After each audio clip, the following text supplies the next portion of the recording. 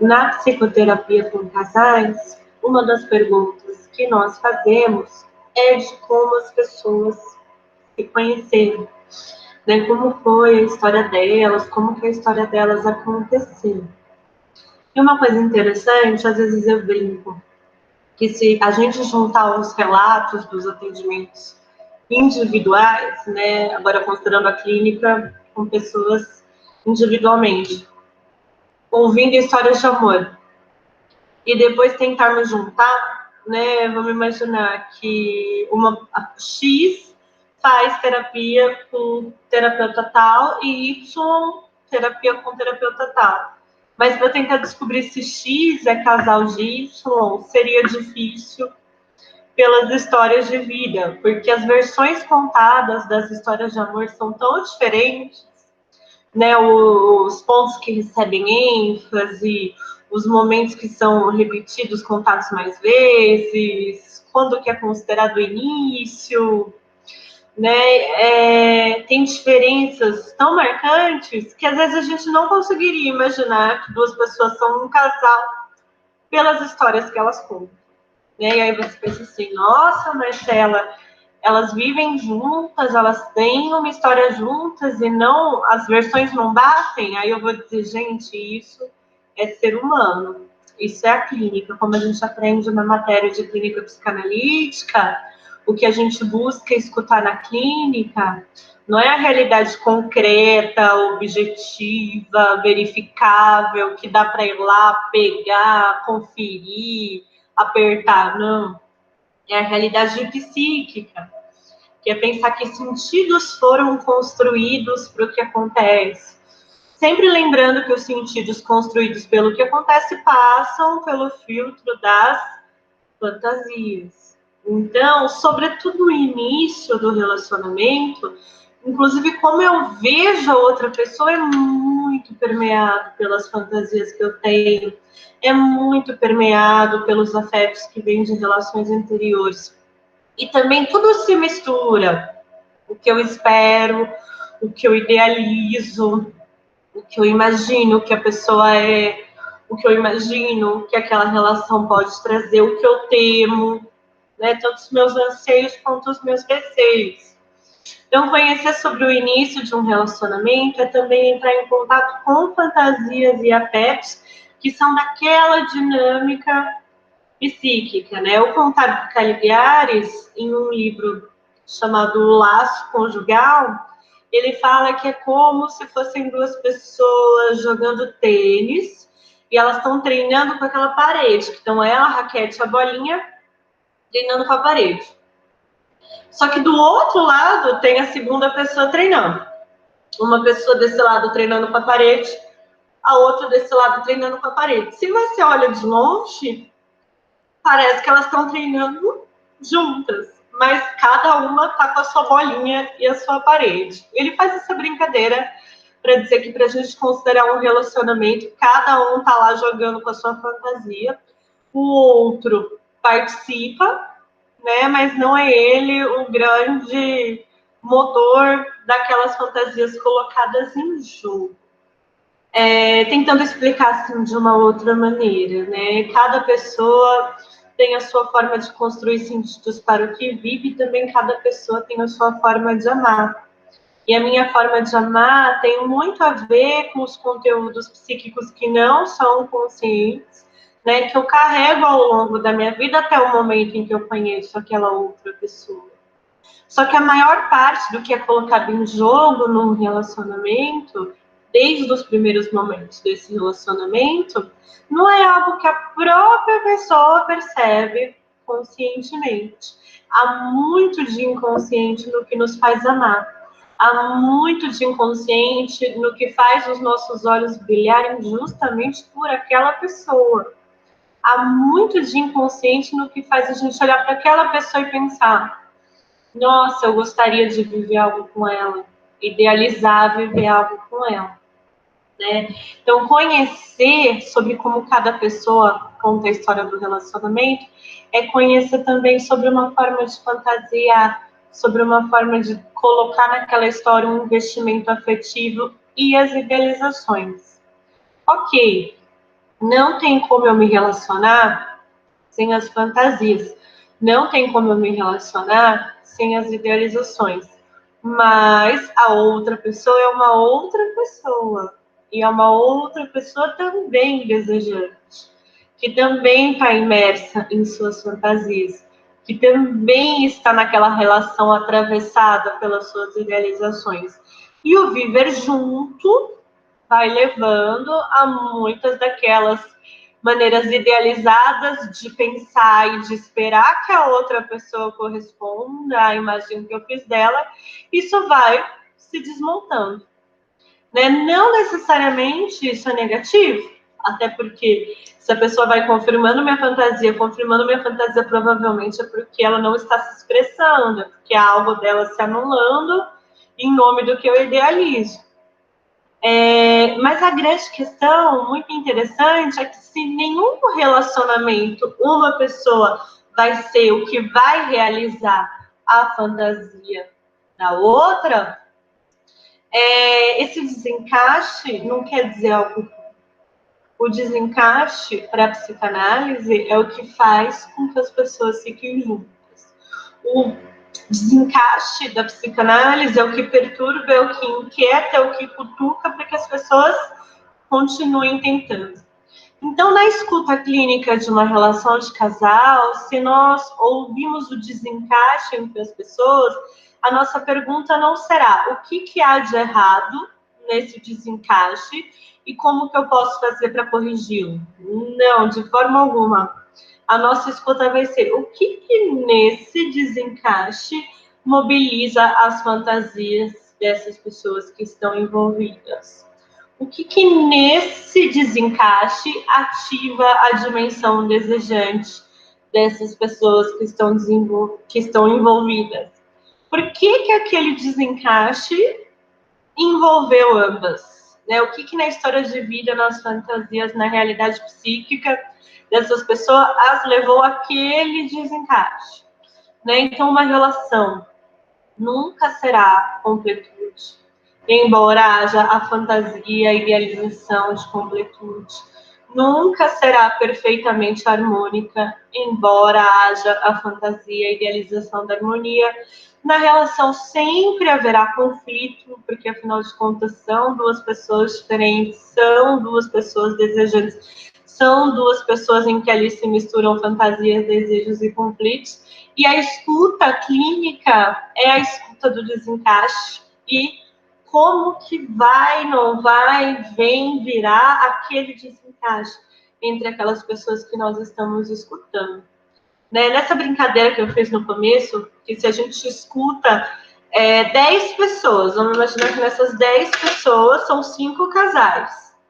E a gente escuta as 10 pessoas contando suas histórias de amor. E aí a gente precisa descobrir quem que é casal de quem. E aí a gente não consegue, porque as histórias não batem, as versões são muito diferentes. E a gente fala, uau, sim, porque cada um vai estar narrando a partir da sua própria fantasia. Aí eu queria mostrar para vocês o exemplo de um seriado que eu assisti na Netflix. Deixa eu ver aqui. Pedir uma janela. Compartilhar. Esse seriado, não sei se vocês já ouviram falar, ele chama The Affair. Peraí, eu vou ver compartilhamento para eu conseguir. Vou voltar. Tecnologias e os desencaixes também, né? Se a gente fosse desanimar com os desencaixes da tecnologia, a gente não conseguiria dar aula. Vamos lá. Esse aqui é o exemplo que eu quero mostrar para vocês. Vou colocar agora em tela cheia. O nome do seriado é The Affair. Affair é uma palavra em inglês. Um caso extraconjugal. Um caso que acontece fora do relacionamento. No seriado, esse affair é entre a Ellison, que é a moça que está na imagem, e o Noah, que é o moço que está na imagem. Só que o seriado mostra de uma ideia bem interessante como quando duas pessoas se relacionam, não são só aquelas duas pessoas que estão presentes, que estão enredadas naquela relação, se a gente for levar em consideração as fantasias, se a gente for levar em consideração os objetos internos, os objetos psíquicos que participam dessa trama relacional. Essa imagem eu achei bem interessante, porque quando a Ellison e o Noah se encontram, eles estão em relacionamentos com outras pessoas, e tanto os pontos que unem, quanto os pontos que afastam desse relacionamento com as outras pessoas, são carregados de alguma forma para aquele início. Né? Se vocês se lembram do conceito de transferência em psicanálise, a transferência não acontece só na clínica psicanalítica. A diferença é que na clínica psicanalítica a transferência será analisada. Mas em qualquer relação que começa, a transferência se dá. São transferidos afetos, são transferidas expectativas, são transferidas idealizações, são transferidos receios, angústias, são transferidas fantasias são transferidas, formas de amar, formas de sentir, defesas, né, resistências, formas de se bloquear. Então, quando o Noah e a Ellison se encontram, existe a dimensão visível, externa daquele affair, daquela relação extraconjugal, mas o seriado explora bastante como é a trama da realidade psíquica, como é a trama das fantasias desse envolvimento, né? Como cada um deles tem demandas, tem anseios, tem posições subjetivas que ficam muito bem marcados. Aqui é quando eles se conhecem, é numa lanchonete em que ela trabalha como uma garçonete e ele vai com a família. O seriado ele tem uma estrutura muito interessante de se organizar.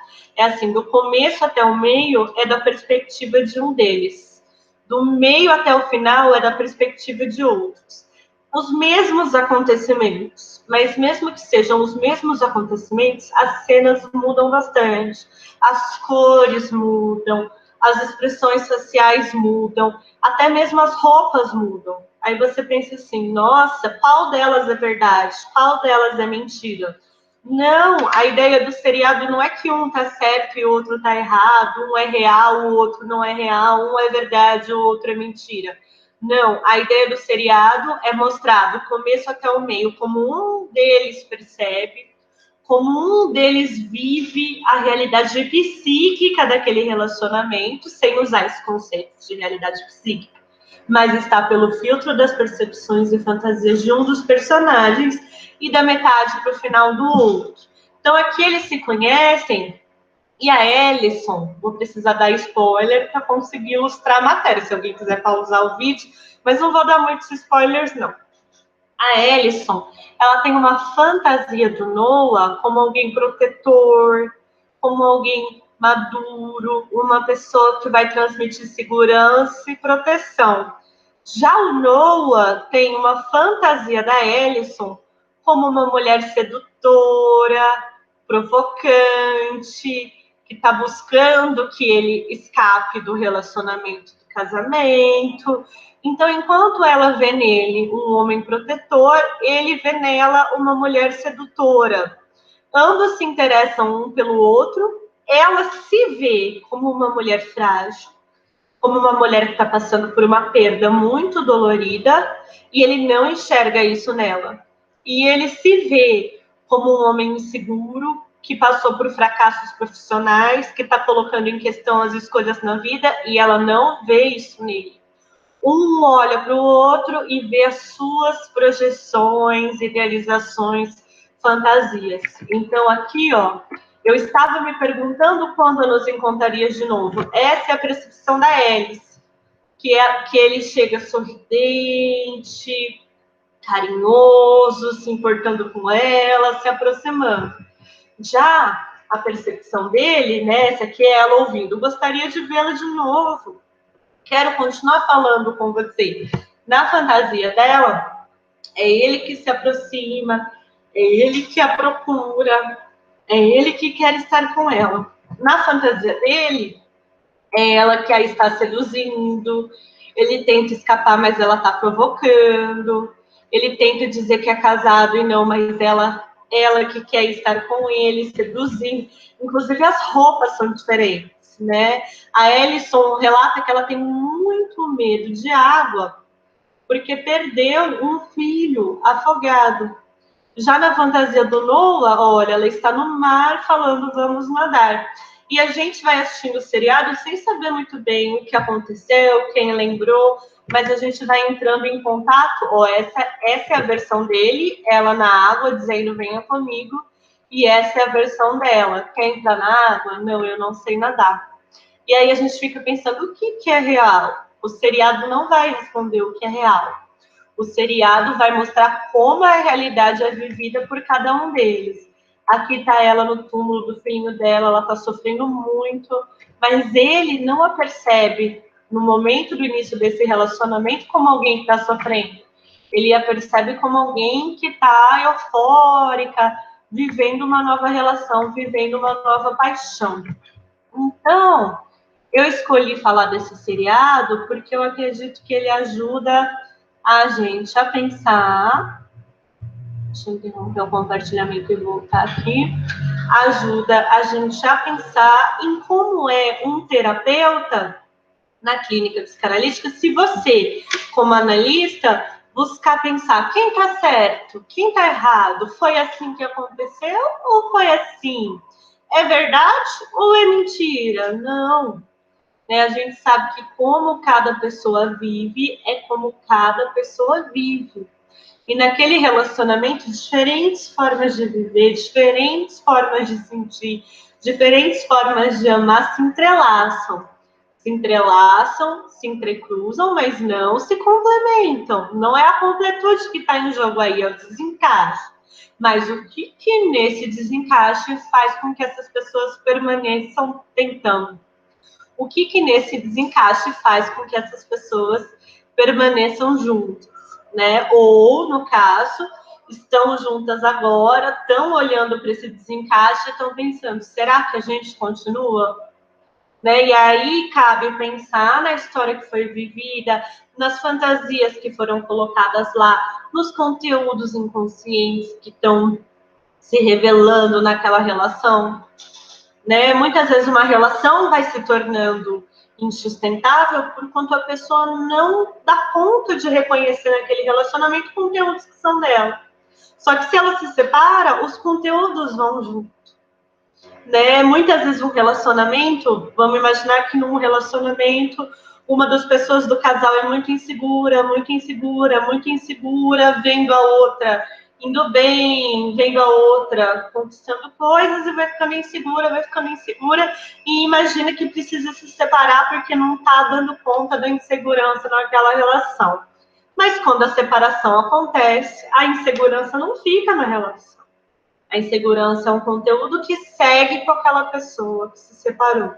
É muito comum um olhar para outra e falar, nossa, você me impediu de viver o que eu sonhava, o relacionamento atrasou meus planos, meus projetos. Depois a pessoa vê que foi ela mesma que não se envolveu no que ela sonhou, no que ela planejou. Mas o relacionamento era colocado como um empecilho, como uma forma de se proteger, de olhar para as próprias limitações. Então, a terapia de casal pode ser uma oportunidade das pessoas reconhecerem o que de conteúdo meu que eu não quero admitir, eu jogo na relação como se fosse apenas do outro. E, ao mesmo tempo, também o que dessa relação expressa de mim que eu não estou conseguindo enxergar. E o que nós dois juntos somos que nos envolve. Né?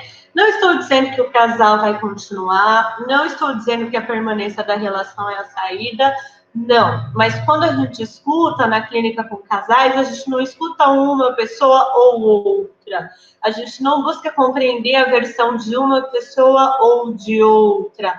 A gente não busca a realidade objetiva concreta, a gente busca a realidade psíquica. E como é tecida essa relação entre realidades psíquicas e fantasias? A escuta na clínica das conjugalidades, nossa escuta na psicoterapia de casais não é de uma pessoa ou de outra, é da relação. e como essa relação se constrói, e como essa relação é formada, como essa relação é tecida. E nisso nós nos depararemos com fantasias, idealizações, receios, projeções, defesas de ambas as pessoas, sem focar no que é vivido por uma delas ou por outra, mas em como essas diferentes formas de viver se desencaixam e essa relação vai se tecendo.